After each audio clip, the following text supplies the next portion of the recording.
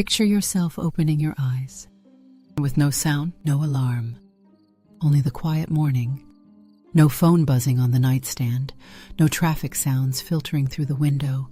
No schedule to check. No emails waiting. No meetings to prepare for.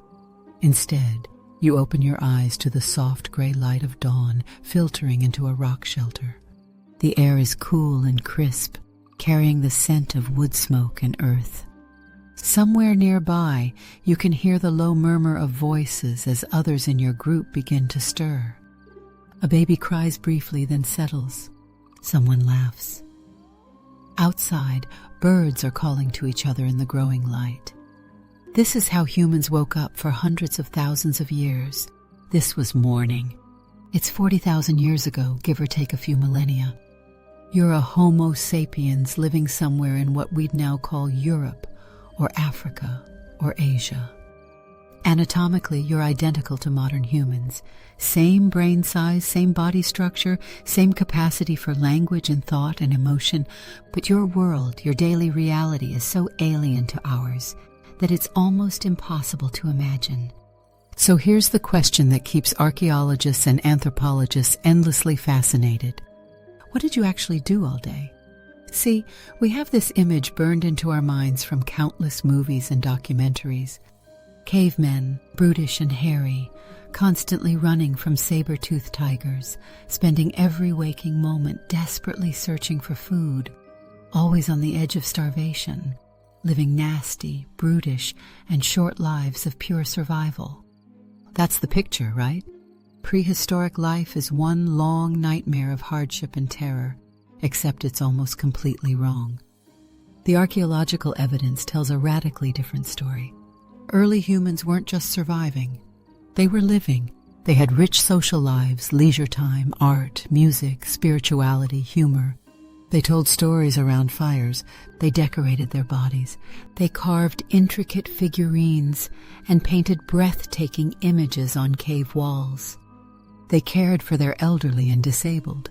They buried their dead with ceremony and grave goods. They had culture, complex and sophisticated culture that we're only beginning to understand. But we're getting ahead of ourselves. Before we can talk about cave paintings and ritual burials, we need to understand the basics. What did a typical day actually look like? How did our ancestors spend their time when there were no jobs to commute to, no bills to pay, no grocery stores to visit? When survival meant something entirely different than it does today? The truth is going to surprise you. Early humans probably worked less than you do. Study of modern hunter-gatherer societies, which offer our best window into prehistoric lifestyles, show that people typically spent only 4 to 6 hours a day on what we'd call subsistence activities. Gathering food, hunting, preparing meals, maintaining tools and shelters. That's it.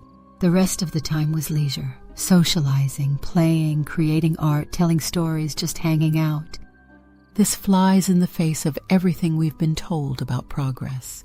We imagine our ancestors as desperately poor in time and resources, while we're rich and comfortable. But in terms of free time, the opposite might be true. A prehistoric human probably had more leisure hours in a week than most modern people get in a month. The more we study prehistoric life, the more complex and nuanced the picture becomes. Yes, there were dangers. Injuries were common and often serious. Infant mortality was high. Infections that we'd treat with antibiotics could be deadly. Life expectancy was lower than today, though not as low as you might think. If you survived childhood, you had a decent chance of living into your 50s or 60s. Some individuals made it much longer. But here's what really matters. Within those years, people lived full lives. They laughed, loved, mourned, created, struggled, celebrated. They weren't just biological machines optimized for survival. They were human in every sense. We understand that word. They have the same fundamental needs we do. Food and shelter, yes, but also connection, meaning, beauty, play. So let's walk through a day together. Not a dramatic day with a mammoth hunt or a confrontation with a rival group, though those happen too, just a regular day, an ordinary day. 40,000 years ago, when an early human woke up to the dawn and lived their life in ways that were both utterly foreign and strangely familiar to how we live ours. Because understanding how our ancestors actually spent their time doesn't just teach us about the past.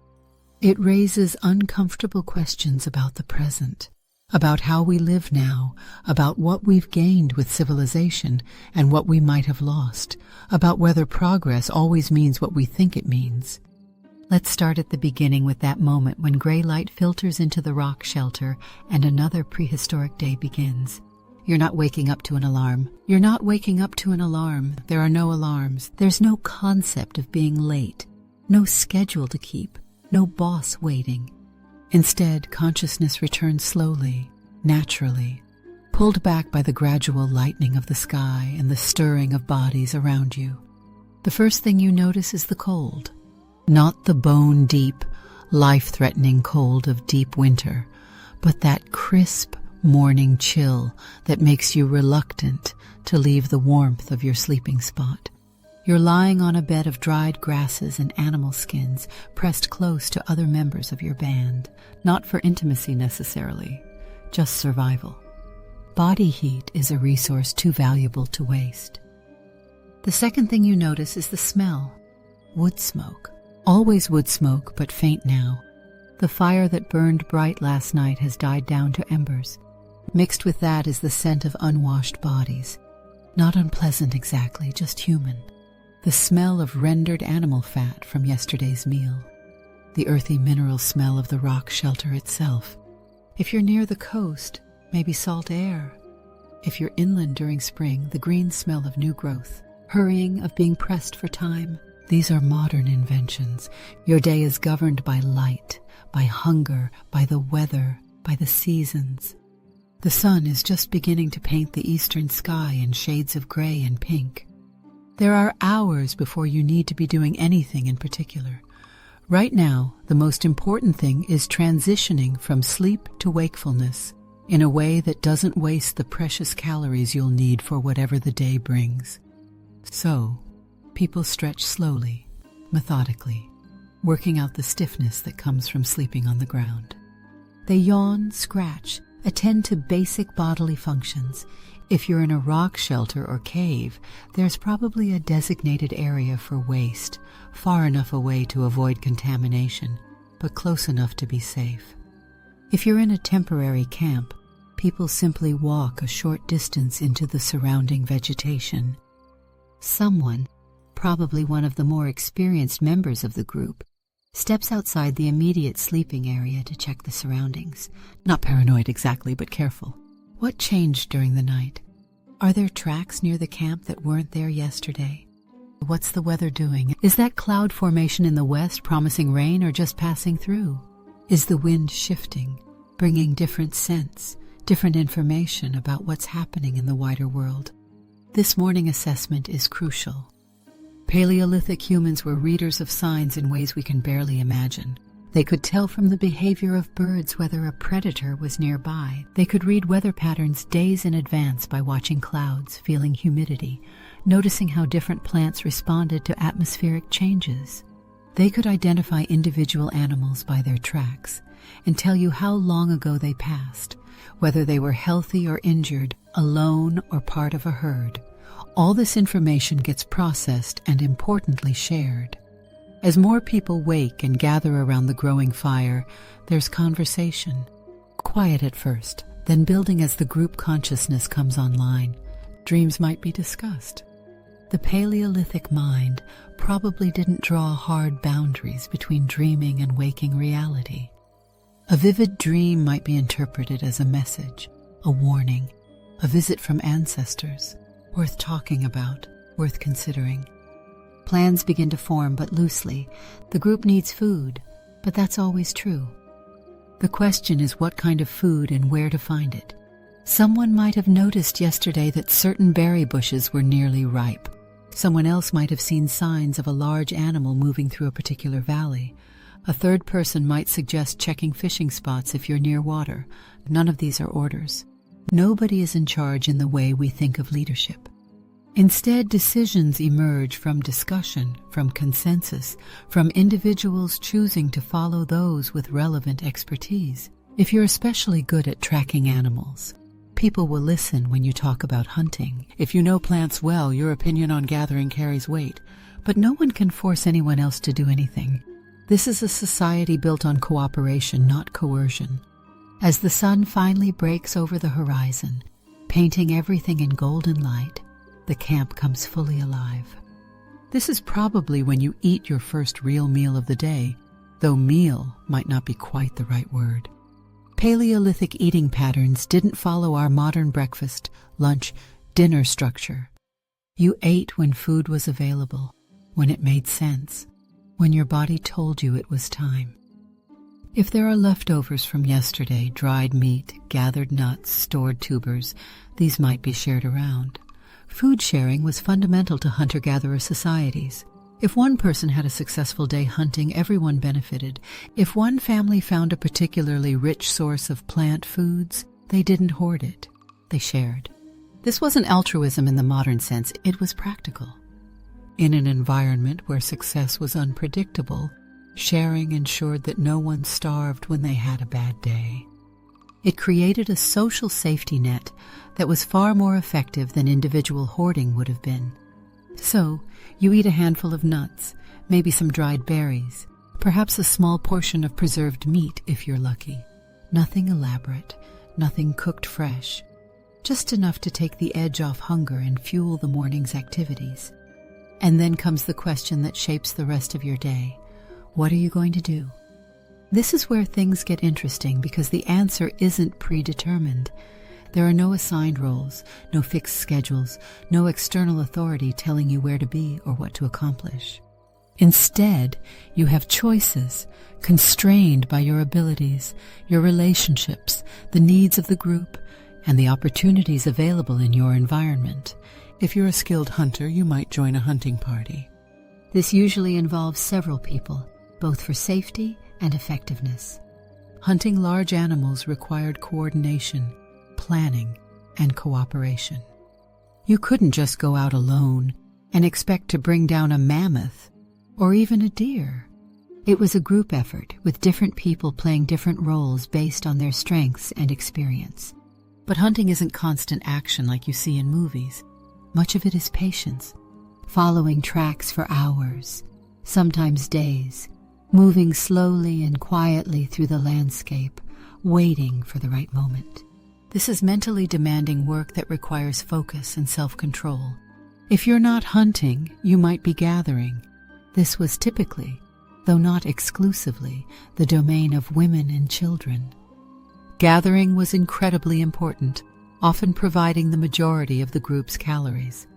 Plants are more reliable than large game, and there's an incredible diversity of edible species if you know what to look for. Gathering isn't just wandering around picking things randomly. It's skilled work that requires extensive knowledge. Which plants are edible and which are poisonous, when different species are in season. How to prepare various foods to make them digestible or remove toxins. Where to find the best concentrations of useful plants. This knowledge was passed down through generations, refined over thousands of years of observation and experimentation. A skilled gatherer might know hundreds of different plant species and their uses. There are also maintenance tasks that need attention. Tools wear out and need repair. Stone blades need to be resharpened or replaced. Wooden implements crack or break and need to be fixed or remade. Clothing made from animal skins needs cleaning, softening, patching. These aren't separate jobs done by specialists.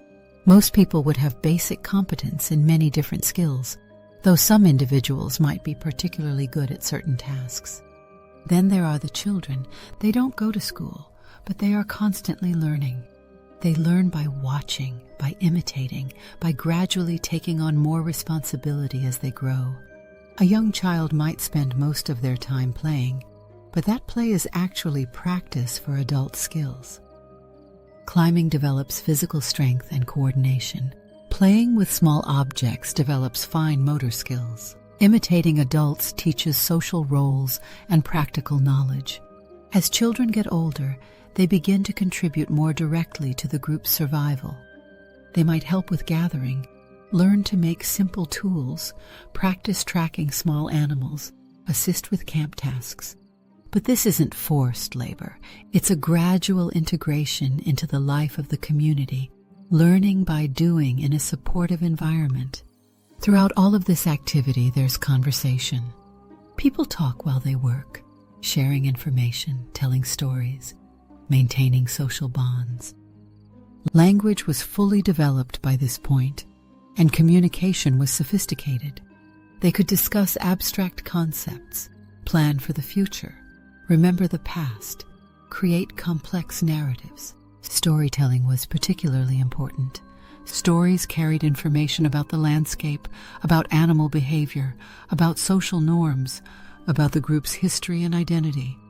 They were entertainment, education, and cultural transmission all wrapped together. Around midday, depending on the activity, there might be a break. Not because of a scheduled lunch hour, but because it makes sense. The sun is high, the heat is intense, or people are simply hungry again. This might be when fresh food is prepared if something has been caught or gathered. Cooking was important, not just for taste, but for nutrition. Cooking makes many foods more digestible and increases the calories your body can extract from them. It also kills harmful bacteria and parasites. The control of fire and the development of cooking was one of the key innovations that made human life as we know it possible. If you're on a hunting expedition, midday might find you resting in the shade, sharing whatever food you've brought with you, discussing strategy, deciding whether to continue or head back to camp. If you're gathering, you might pause to eat some of what you've collected, though you be careful not to consume too much before bringing food back to share with the group. The afternoon continues in much the same pattern as the morning. Work, but not the kind of work we think of. There's effort, certainly. Physical exertion, mental focus, skill application. But there's also flexibility. If something interesting happens, a new opportunity presents itself. A sudden change in weather suggests a different approach. Plans can shift immediately. There's no rigid schedule to maintain. As the sun begins to lower in the sky, attention turns back toward camp. People who have been out all day start making their way back, often carrying the results of their efforts. Gatherers might return with baskets of fruits, nuts, roots, and other plant foods. Hunters might bring back meat, though successful hunts weren't guaranteed every day. When people return, there's a period of sharing and distribution. Food gets divided among the group according to various social rules that anthropologists are still working to fully understand. It's not simply equal distribution, but it's also not based purely on individual effort. Factors like family relationships, current needs, past contributions, and social bonds all play a role. The important thing is that everyone gets something, and the group as a whole is sustained. Then comes what might be the most important part of the day, evening around the fire. This is when the social life of the group really comes into focus. The day's activities are discussed. Stories are told, both about recent events and about the deeper history of the group. Skills are demonstrated and practiced. Children learn from watching and participating. Adults strengthen their relationships through conversation and shared experience. This is also when more creative and spiritual activities often take place. Art, music, ritual. Someone might begin to carve a piece of bone or wood, creating tools or decorative objects. Others might work on cave paintings if suitable surfaces are available nearby. These weren't just artistic expressions in our modern sense. They likely had deep spiritual and cultural significance, though exactly what that significance was is still debated. Music was probably common. Simple instruments like drums, flutes made from bone, rhythmic clapping or stamping, the human voice in song. These activities served multiple purposes. They were entertainment, certainly, but they also strengthened group bonds, transmitted cultural knowledge, and may have played roles in religious or spiritual practices. As darkness falls completely, the fire becomes the center of everything. It provides light, warmth, protection from predators, and a focal point for social interaction. The circle of firelight creates a space that feels safe and separate from the darkness beyond. This is when the most important stories are told. Not just entertainment, but the stories that define who the group is, where they came from, how the world works. Origin stories. Stories about ancestors. Stories that encode practical knowledge about the environment and social rules about behavior. These stories might be told and retold hundreds or thousands of times, becoming refined and polished over generations. Children listen, absorbing not just the content of the stories, but also the patterns of thinking and understanding that they represent. They learn what's important, what to value, how to interpret their experiences. Adults participate too, adding their own experiences, modifying stories to reflect new circumstances, keeping the culture alive and relevant. There's laughter too. Humor seems to be a universal human trait, and there's no reason to think Paleolithic humans were any different. Jokes, teasing, playful interactions, these serve important social functions, diffusing tension, strengthening bonds, establishing and maintaining relationships. As the evening progresses, people begin to settle down. The fire is banked carefully, arranged so it will burn slowly through the night without going out completely. Sleeping arrangements are made, though they probably don't change much from night to night.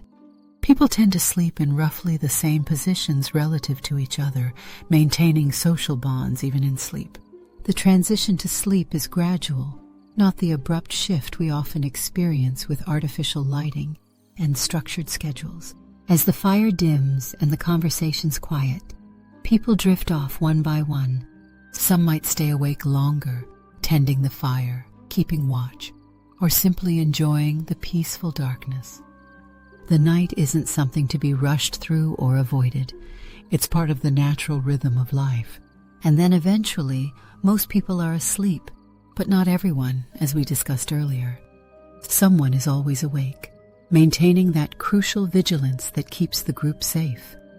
This pattern repeats day after day, with variations based on season, weather, and circumstances, but with a fundamental consistency that would be recognizable across thousands of years. It's a life that is in many ways simpler than ours, but not necessarily easier. It requires constant attention to the environment, continuous learning, physical capability, and strong social bonds. But it also offers something that many modern people feel is missing from their lives: a sense of connection to the natural world, to other people, to a way of being that is immediate and tangible. When you gather your own food, when you make your own tools, when your survival depends on your relationships with the people around you, there's a clarity of purpose that can be hard to find in modern life. This doesn't mean that prehistoric life was somehow better than modern life. It had its own challenges, its own hardships, its own limitations, but it was different in ways that are worth understanding. As you lie there in your rock shelter, listening to the breathing of the people around you, watching the last embers of the fire glow in the darkness, you might feel something that bridges the gap between then and now. Despite all the differences in technology and culture, the fundamental experience of being human remains remarkably constant. The need for connection, for meaning, for understanding your place in the world. These haven't changed in tens of thousands of years. The way we meet these needs has changed dramatically, but the needs themselves are as ancient as our species.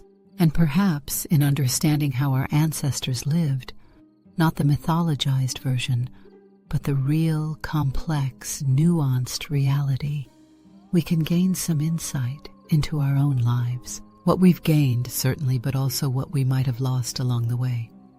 The pace of modern life, the constant stimulation, the disconnection from natural rhythms, these aren't inevitable features of human existence. They're relatively recent developments, and understanding that can be both unsettling and liberating, because it means that the way we live now is not the only way humans can live. It's just the way we've chosen, or perhaps the way our systems have evolved to encourage. But alternatives exist, or at least existed for the vast majority of human history. As sleep begins to take you, as your mind starts to drift, you might find yourself wondering about that other way of being. That slower, more connected, more immediate experience of life. Not necessarily wanting to abandon modern conveniences, but perhaps questioning whether there's something valuable in that older pattern that we've left behind. And as those thoughts fade into dreams, as consciousness gives way to whatever comes next, you're participating in one of the most fundamental human experiences, the daily cycle of waking and sleeping, of activity and rest, that has shaped our species for hundreds of thousands of years. Tomorrow, when you wake up in your modern world with its alarms and schedules and endless demands, you'll be carrying with you, perhaps unconsciously, this glimpse of a different way of living. Not better or worse, just different. And that understanding, that expanded perspective on what it means to be human, might change how you see your own life, your own choices, your own relationship to time and work and community. But for now, none of that matters. For now, you're here, in this moment, in this place, where the only thing that matters is rest. The fire is low, the night is deep, and your body is ready for sleep. So let go of the questions, let go of the comparisons, let go of everything except the simple, natural process of falling asleep. Just as humans have done for millennia in circumstances both familiar and strange, but always fundamentally the same. Sleep comes, slowly and gently, carrying you away from this reconstructed past and back into your own present, where the echoes of ancient rhythms still pulse quietly beneath the surface of modern life.